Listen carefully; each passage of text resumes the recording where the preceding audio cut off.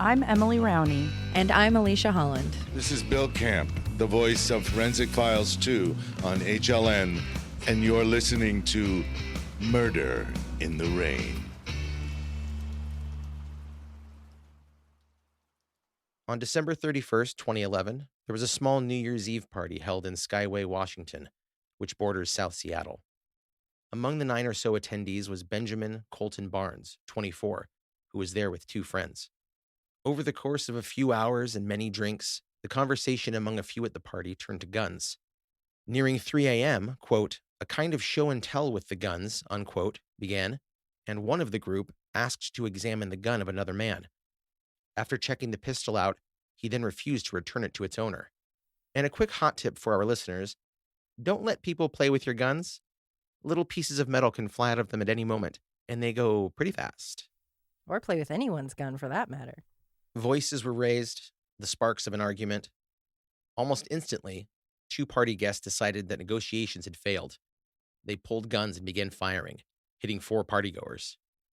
Benjamin Barnes was identified as one of the shooters, though it was not known who began firing first. Barnes fled the scene and returned to his apartment. There, he told the friends he'd driven home with that he was fleeing to California, before saying his goodbyes, loading multiple firearms into his car, and taking off. Later that same morning, now New Year's Day, Barnes made one strange, brief stop, driving to the home of a romantic interest to wish her a Happy New Year before leaving Seattle for the last time. He left without incident, but when interviewed by police, the woman said Benjamin Barnes seemed unstable and volatile. There were no fatalities from Barnes' sudden mass shooting at the party that left 4 people injured, 2 of them critically. Law enforcement were quick to discover the identity of Barnes, but would not be able to pinpoint his location until he reached his terminus at an elevation of 5,400 feet.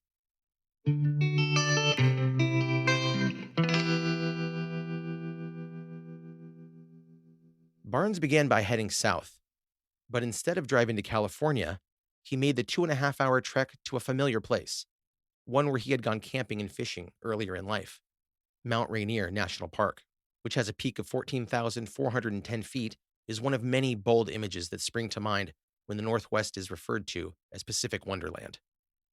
The park draws between 1.5 to 2 million hikers, climbers, campers, and nature lovers yearly, and is the second most visited national park in Washington and the 5th oldest in the nation. Rainier receives an average of 643 inches of snow per year, making it an excellent spot for deep, beautiful snow angels. It's the first thing that comes to my mind. There are 2 classes of national park rangers employed at Mount Rainier, Park Ranger 1 and Park Ranger 2. They are both similar in scope, with the Ranger 2 designation having a wider range of responsibility. Ranger 1's law enforcement duties include protecting park properties, writing citations, and assisting with investigations.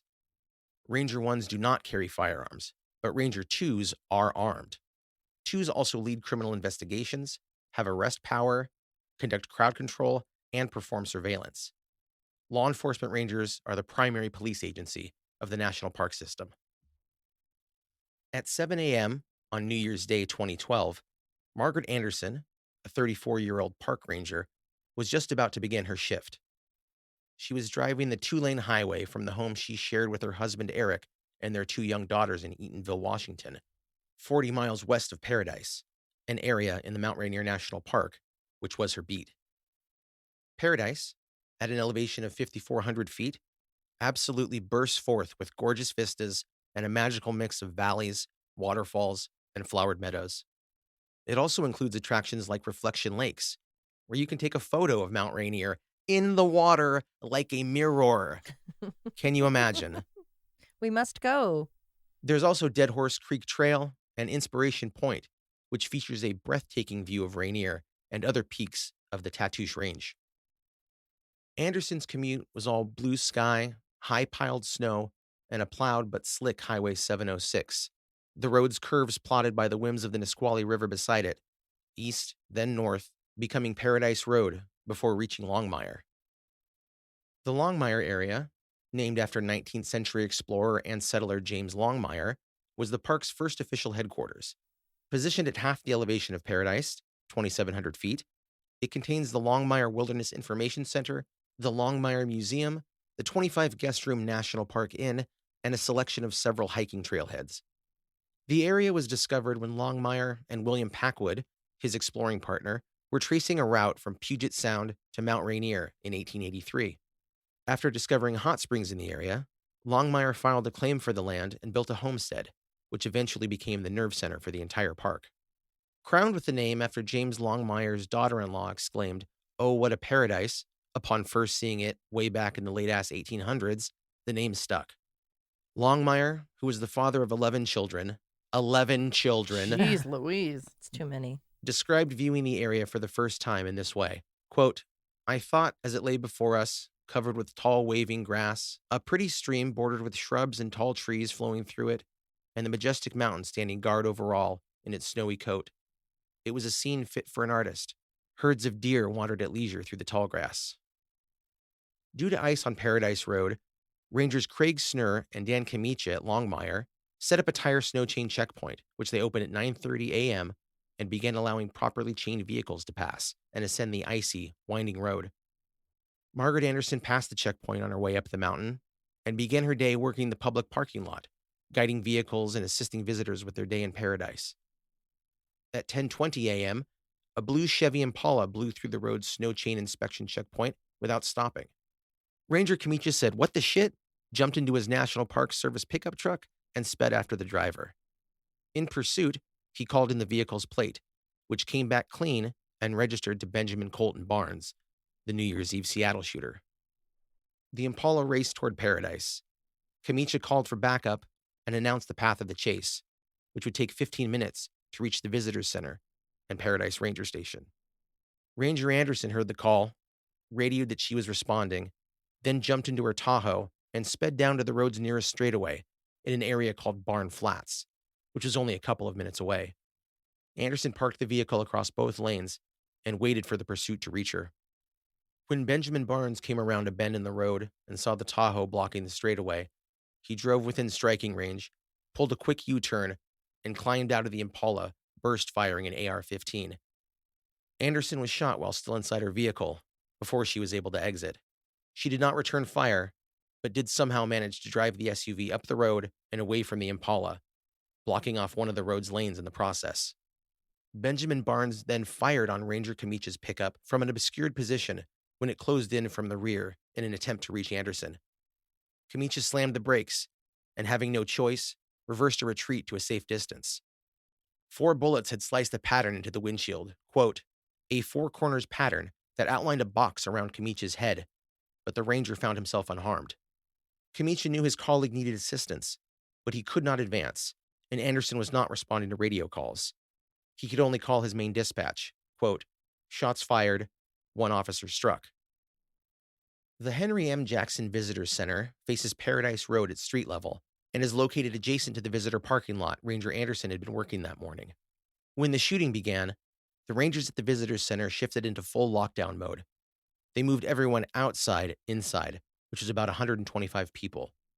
Visitors were forced to kneel, hands behind their heads, and search for weapons. The same was done to anyone coming down from the mountain, because the shooting had taken place so nearby. 15 minutes on foot, and the shooter could be anywhere. He could already be among those inside the building.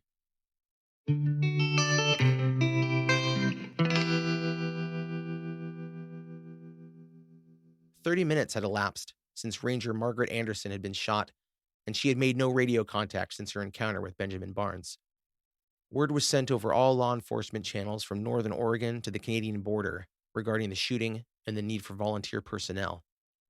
Deputies from Pierce County Sheriff's Department responded first, and they, along with Rangers Kamicha and Snurr, made the choice to move in and retrieve the injured ranger.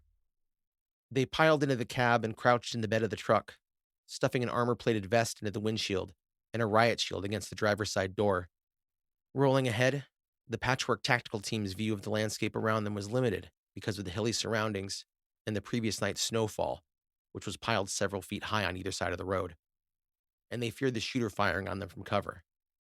Reaching the Impala, they found it abandoned. Barnes was in the wind. The group traveled on, reaching the white Tahoe and Anderson inside. After checking her pulse, one deputy radioed a simple, deafening message. Quote, "She's gone." Park Superintendent Randy King received the news and then informed Ranger Eric Anderson, Margaret Anderson's spouse, who had just arrived to begin his shift. With Barnes' ascent to the mountain, he had boxed himself in and would have to traverse between 6 and 10 miles of mountainous, snow-packed terrain to get away on foot. And now, the manhunt. Law enforcement regrouped, and a command center was established in Longmire. Their aim was to contain the shooter and, quote, keep him trapped up there on the mountain. Volunteers began showing up. A lot of volunteers. Eventually, 250 people amassed on the mountain from many, many law enforcement agencies, and a message had to be sent by radio for other personnel to, quote, not self-deploy. To name just some of these agencies, they included Customs and Border Patrol, Seattle PD, Department of Homeland Security, Pierce County Sheriff's Department, Washington State Patrol, FBI, and U.S. Forest Service. The park is 368 square miles in size, and the shooter could have been anywhere. Snowy conditions would limit his ability to flee the law, and rangers were concerned Barnes might kill a camper on the mountain, steal their gear, and vanish across the Cascades. Kevin Bacher, a park spokesman, said, quote, "We do not know what resources the shooter has. We're not sure what we're up against. We know that he has a weapon, but we don't know how many." Nearing 2:30 p.m., another tactical team was assembled after a deputy on watch from a bridge spotted a head along a snowy ridge, which popped up, then quickly disappeared. Rainier's lead climbing ranger, Stefan Lofgren, said the sighting meant the shooter was heading west along the shoulder of the road and nearer to the visitor's center and its many occupants. Radio contact was made to about 100 people staying in cabins and lodges up and down the mountain. They were instructed to hold fast and wait for the all clear. And then the Bearcat roared onto the mountain. Provided by Pierce County Sheriffs, this bad baby is a standard SWAT vehicle constructed for all-terrain use and plated with armor that can stop, quote, any high-caliber rifle or assault weapon round. So that's like the big, the big SWAT truck you see? Yeah, like they're usually like drab colored, and they have like Yeah. little slot windows. Okay, They're like the big beefers that like crash into houses and stuff, I think. gotcha. When I hear cat on the mountain, I think of like a snow cat, like on The Shining. That's what I thought it was So first. I kind of pictured that, and I'm like, oh, this must be like the big tank-like vehicle. Yeah, I thought it was going to be something that was just crawling up the mountain, but yeah, Yeah. it's a big boy. Led by a Forest Service law enforcement officer, a team of rangers made the brief ride to the parking lot adjacent to the visitors center. They breached the center by doing what SWAT members do, crashing through the door both heavily armed and screaming. After securing the area, those in lockdown were informed of a possible rescue, but that they'd most likely be stationed in place for some time yet. While this was happening, another SWAT team converged on Barnes' Impala, clipping its distributor cap to disable it. In the trunk, a deputy discovered an AK-47, a lever-action rifle, body armor, and multiple magazines and packs of ammo. A group of visitors coming down a trail were met with a SWAT team as they returned from an overnight camping trip. While checking their IDs, one member of the SWAT team advised the shocked snowshoers to, quote, get down and stay down if anything happened, before being admitted into the exclusive Visitors Center lockdown party. One park volunteer named Jim Miltimore, who was at Paradise that morning, snowshoed up a cross-country trail to warn skiers of the imminent danger. That kind of casual bravery always bowls me over, without a thought, just hauling ass to help people, all the while knowing there's a likely desperate man with at least one rifle running around up there. With dusk approaching at 4:30, the command center at Longmire received word that Barnes was one of the New Year's Eve shooters. This information had finally given the ongoing incident a shape, that of a man on a death trip. Search dogs, officers on foot, and aircraft equipped with infrared technology were used to track the shooter throughout the day and into the night, a frigid one that dipped low into the 20s.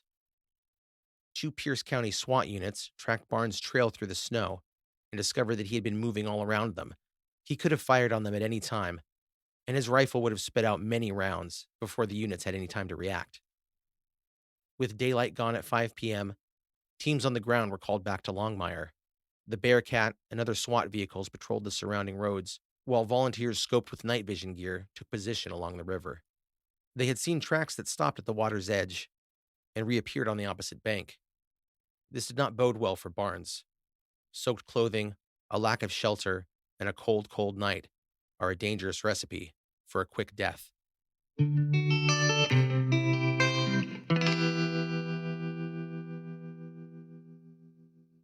The lockdown at the visitors center lasted from noon until 3:30 a.m. the next morning, Monday, January 2nd.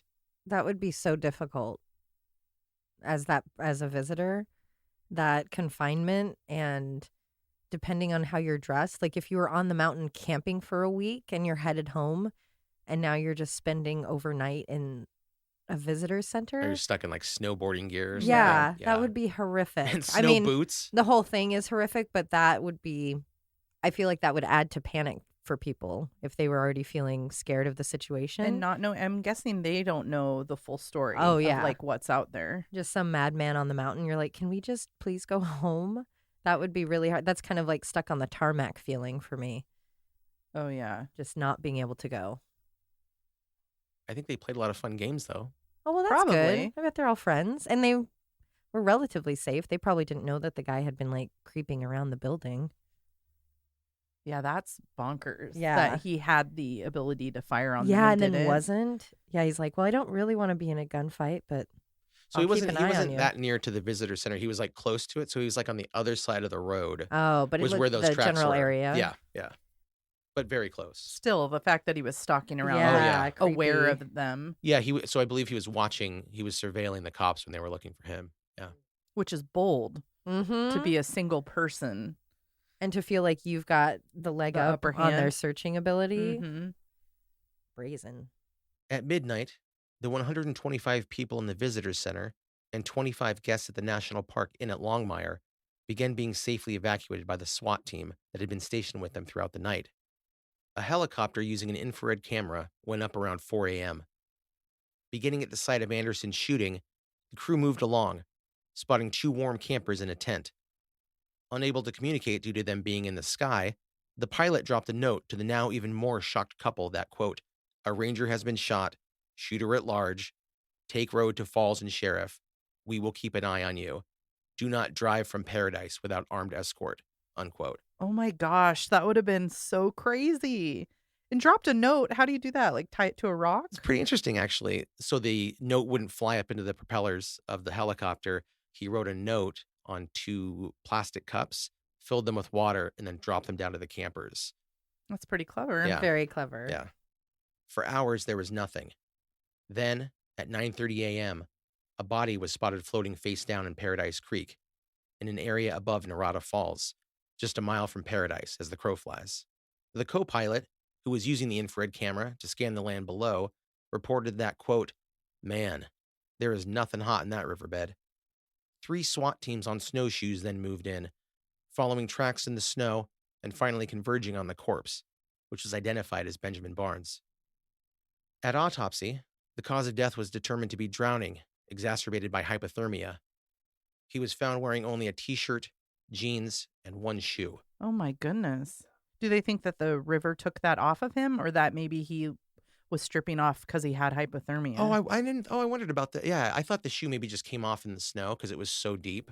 But I've But heard yeah. stories of people with hypothermia thinking they're not cold and stripping That's off their usually, clothes. that's the end, Yeah. is when your body is like thinking it's hot and you're stripped. My brother with search and rescue, he's found a few bodies that were in that condition.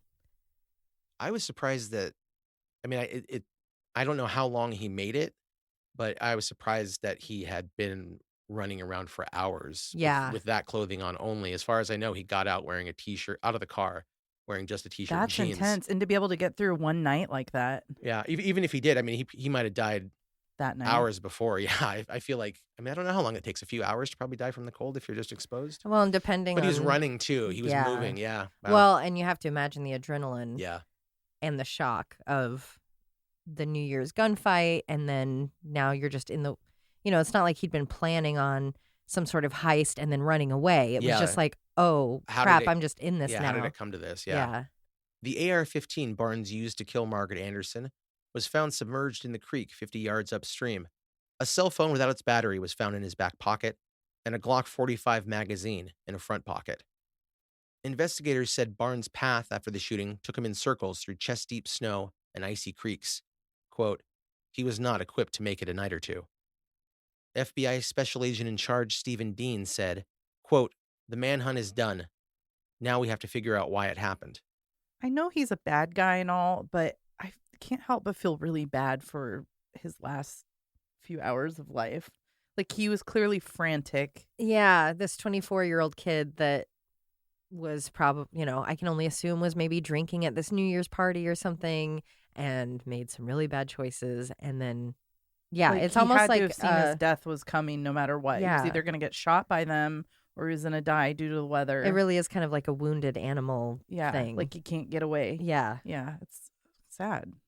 Benjamin Barnes was a native of Riverside County, California, which is located about halfway between Los Angeles and Palm Springs.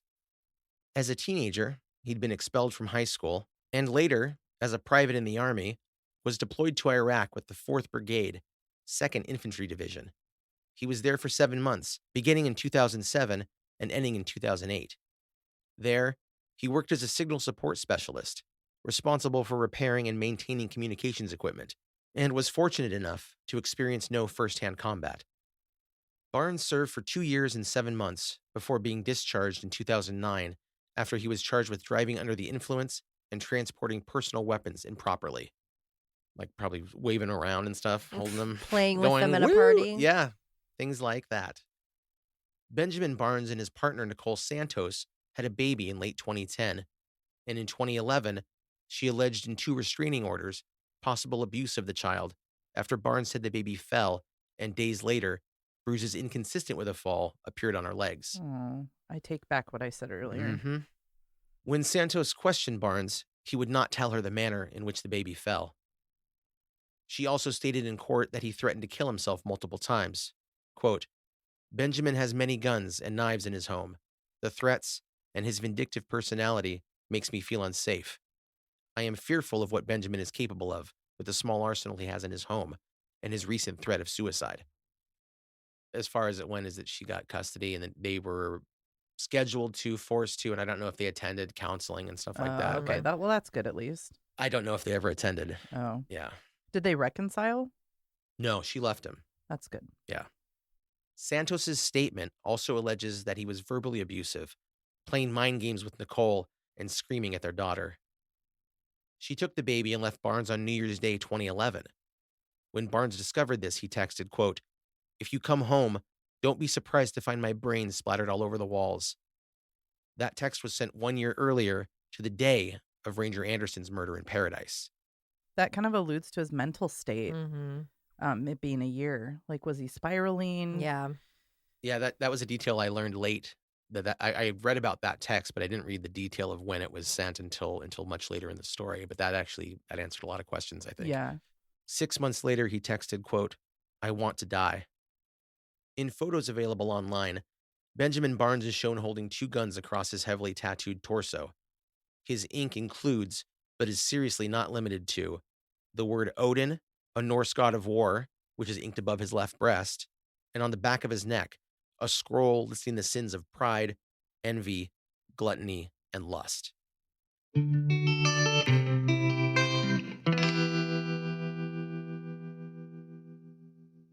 Born in Canada, Margaret Anderson grew up in Westfield, New Jersey. Attending Kansas State University, she earned a bachelor's degree in fisheries and wildlife biology, following that up with a master's degree in biology from Fort Hays State University in Kansas.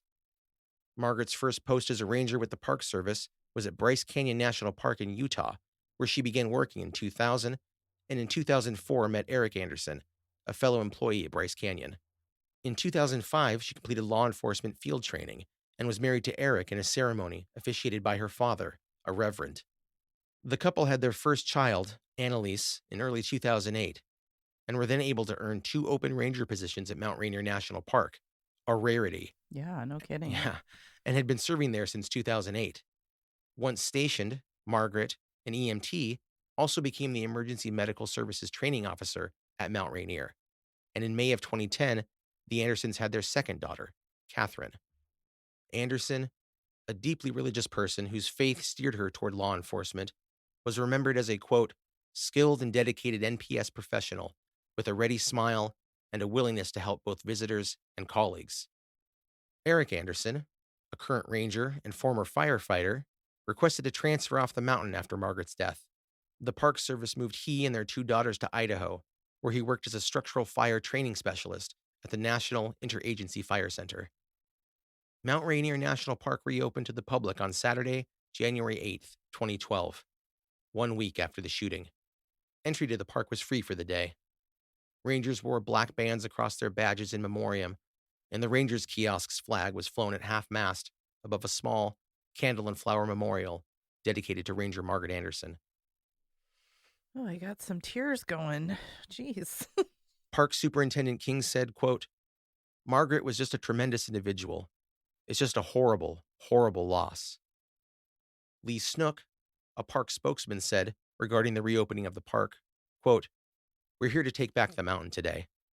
On Sunday the 9th, a candlelight vigil was held in Eatonville, where Anderson lived with her husband and daughters.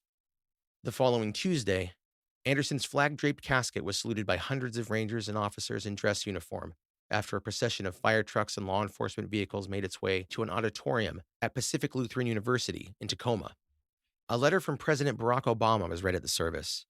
Offering his condolences, he wrote, quote, "We know that our nation has lost a good and brave ranger." Margaret Anderson was the 9th National Park Service Ranger to die in the line of duty. In September of 2014, the post office in Eatonville was renamed in her honor. A former ranger, interviewed for the brilliant piece, "The Devil on Paradise Road" by Bruce Barcott, which was published in Outside Magazine, said, regarding Mount Rainier, quote, "People come up here for a lot of different reasons. Sometimes they want it to be the last place they see." That's an interesting perspective, actually. It being the last place people want to see kind of makes you wonder about him in the beginning choosing that location. Yeah, since he had gone there as a kid. Uh-huh. And it sounds like that ranger has maybe encountered other people that have gone there for specific reasons. So, yeah, that is interesting. This past January was the 10th anniversary of Margaret's murder. Her parents, on an Officer Down memorial page, said, quote, "10 years have passed, and our dear daughter Margaret remains in our daily thoughts. She is held deeply in our hearts, as she is held tenderly in our Savior's arms." If you would like to support our national parks with a donation, or you just want some information, you can go to nps.gov/getinvolved. Veterans are at a 50% higher risk of suicide than those who have not served. If you need help or know someone who does, please reach out to stopveteransuicide.org or contact the National Suicide Prevention Lifeline at 800-273-8255.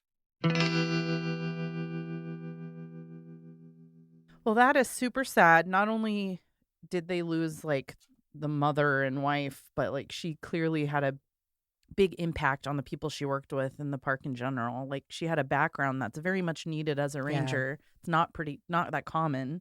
And very much living her dream. Yeah. I mean, everyone says that, "Oh my God, I'd love to be a park ranger. I'd love to be a park ranger." And it's hard to get. And I think it's a really hard job too. It's harder Yeah. than people expect. But yeah, it's very hard. But she was just so educated and so trained. I'm struck by the amount of confrontation that park rangers have to do because a lot of their job is like getting people to follow the rules. Yeah. Like public disorder sort of stuff. Yeah. I watched some show on it and I just felt so bad for the guy that was like, "Guys, let's not litter here." Yeah, well, and there's also kind of a rent-a-cop mentality Yeah. from people. It's like, oh, you're not a cop, you're just the ranger. And it's like, They're highly They- trained. yeah, they're like Mother Nature's cop. Hello, they're Well, protecting those the jobs park are for hard us. to get. It's a government job, so there's a lot of ropes you have to go Yeah. through. Yeah, they're federal law enforcement agents. Yeah. I looked officers, into yeah. a job at that actually for a summer while I was in college. That's common for archaeologists to go into that work. Yeah, that was hard. That was a sad one because I really do empathize with what he might have been going through. Yeah, and for her, it's like she's just going to work, and then she's hearing that there's something going on, Doing and her that's my job. job, so And- I'm going. And that's the then- type of person she was Mhm. to take action. And for him, it's like, here's this young guy who, like we constantly hear, just slipped through everything. It sounds like there was some mental health stuff. How did that get past military? I think that speaks to... Or it was because of his time in the Exactly, military. but it's also like, doesn't that speak to how people can be affected by that kind of situation? Because he didn't even go to go combat. to war. Yeah, I was gonna say, even without going to war, you still experience Yeah, things. and that's not to say that being in the military caused that in him or something, but obviously the combination of all of these things got him to where he was. Happened. And it's like, is that just the fact that he's around an environment that's so weapons focused? I don't know his background beyond him being from Riverside. Hmm. So that's all the information I can So there get. could be a whole other story. That's what I wonder, because because childhood. as early as you can get is that he was expelled from high school. Yeah. So I'm sure there were some things before that. Who knows what Well, they and what kids they were. expelled from high school usually is disruptive behavior, which is caused by something else. So within 7 to 5 years from being expelled and having restraining orders and abuse allegations and all of these things, still able to go buy a gun, still able to go do all that, and then ends up frantic. You're 24. That is so young, and you've lost your partner and your child. Even if it was at your own hand of abuse, you still lost them. Not excusing what he did, but you could see why he cracked almost without even knowing that much about his childhood. Yeah, and I think there's a difference between pitying someone for their last hours being frantic and out of control and painful. Mm-hmm. That doesn't mean I'm sympathetic. Right. Doesn't mean it's, oh, poor guy. It's like, that's your bed and you are literally laying in it. But how sad that it couldn't go another way. Mm-hmm. Absolutely. Yeah, I think he was on a downward spiral because Mhm. and I read, and I couldn't confirm, but I read a couple places that the house that he was staying at where he had his guns and stuff was just a place he was crashing at. He was actually homeless at the time. So it looked like everything was kind of falling apart around him. Yeah. And it's easy to not see a way out of that and just be like, well, guess I'm going to go guns blazing. Yeah. Yeah. The second something happens and goes bad, it's like, I'm out of here. Because he literally saw no other option. At least what I would think could have happened. Yeah. I mean, and I figure too, once he pulls out a rifle, shoots at a park ranger, he believes that he has to die in some way. He's going to die, I'm sure. Do you happen to know anything else about any of the other park rangers that have died? I don't know that I've ever thought of that, so I don't know if that number seems really high or really low. I didn't look up the other ones. No. Okay. And I don't know if those were it could be law enforcement rangers. Yeah, it could. It could also be like animal attacks or falling off of climbing stuff, cliffs. Yeah, I guess maybe that's why I thought it'd be higher, because it does seem so dangerous that you would naturally be exposed to It did say in the line of duty, so I assume that might just be law enforcement related. Oh, interesting. Yeah. Though they serve the park, they serve the whatever. Yeah. I don't know. But be an interesting thing to look into. Yeah, it was a case that I stumbled upon just a couple of weeks ago from a book that I ordered online, and I just felt compelled to write it. Interesting. I've never heard it. What was the book? The book is called The Darkest Places, and it's a compilation of articles from Outside Magazine. Oh. So yeah, there's many great stories in there. There's one about the Vancouver feet. You know the feet? Yep. There's one of those. There's That'll just be an upcoming story, I'm sure. Definitely will. And so it's a great book. So yeah, I highly recommend it. And boy, Outside Magazine does some great writing. Cool. We'll put it on our murder reads at murderintherain.com.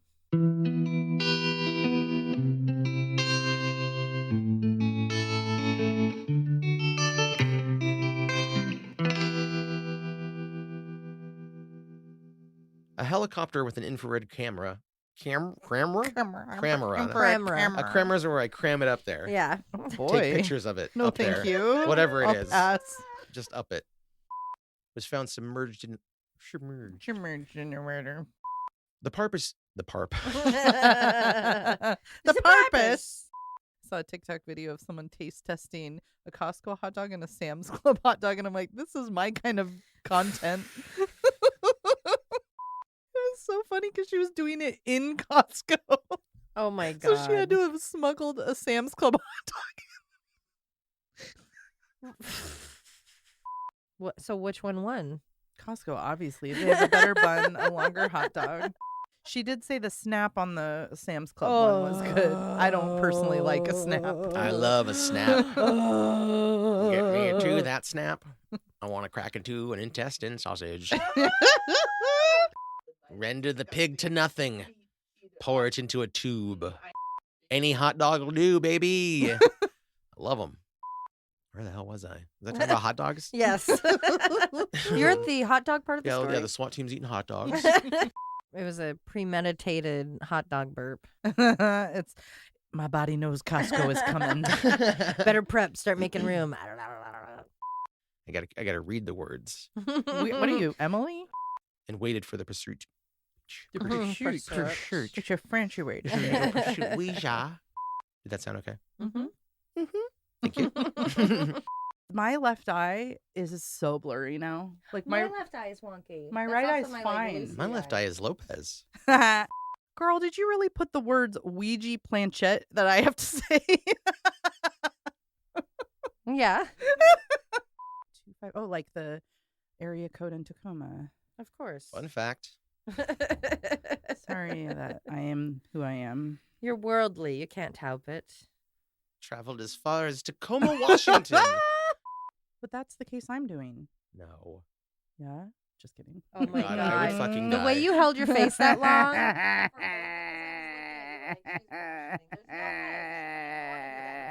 I read a whole book this week for a story. I'm very and proud it of you. sucked and it was long. It was almost Aw. 400 pages. Do you need a back rub? Yes. Fuck. And a popular snow play. Snow? Snow play. That's a real cold play. Oh my God. Thank you. Yeah. Enough. Oh yeah, no. Oh God. The With best movie. J-Lo? Love that movie. Yeah, Y'all are I've creeps. seen it so many times. When we were in New York together, we watched it a few times on the TV. It was A on- few times? It was on constant, like, we'd go to, like, get dressed to go Y'all to are dinner. perverts. Y'all watch Titanic? Yeah. Yeah, I You're think hilarious. when No wonder you're in love. Hey, how you feeling? You know, what's up? And he's like, oh, I've just been laying here watching Titanic. I'm like, I am oh. like, I have tears in my eyes. That's so I'm like, funny. oh, I walked across the Brooklyn Bridge and had like a pivotal life moment that changed a lot for me. And and a selection of Hot dog stands. A collection of hot dog stands. My favorite paradise. that's why I want you to go so bad. I love hot dog wieners. I do though. I'm gonna go to Costco later. Oh, but don't even get me started. 2 of those, you're full for weeks. Beavis Clooney. If you've attended the MTV Movie Awards, you're a celebrity. My God, isn't Garfield a celebrity? Get it right or pay the price. Is Heathcliff not an icon? With the 4th Brigade. Oh my God. My laugh was, now you know I what we know. go through. Doo-dah, doo-dah. Now you know what we go through when we read a script. The sources, nobody opens them. They clearly link to 17 magazine articles. About the time my boyfriend pulled my tampon out He thought it when he was thought a it was my string bikini on string. I was going to say my jean shorts. The Daisy Dukes oops. It's absolutely fucked. You're silly. Thank you. Murder in the Rain is produced and edited by Josh McCullough. Written and hosted by Emily Rowney and Alicia Holland. Artwork by Jamie Costa. Music by Kai Pfeiffer at kyfifer.com. Check out our website, murderintherain.com, for additional information on all cases, a fun interactive map, and be sure to subscribe so you can receive our newsletter. Check out the Mad Props page for coupon codes from some of our sponsors. We love your reviews and seeing them on all streaming platforms, especially iTunes. And check us out on Facebook, Instagram, and Twitter. And suck my balls. Please put that in.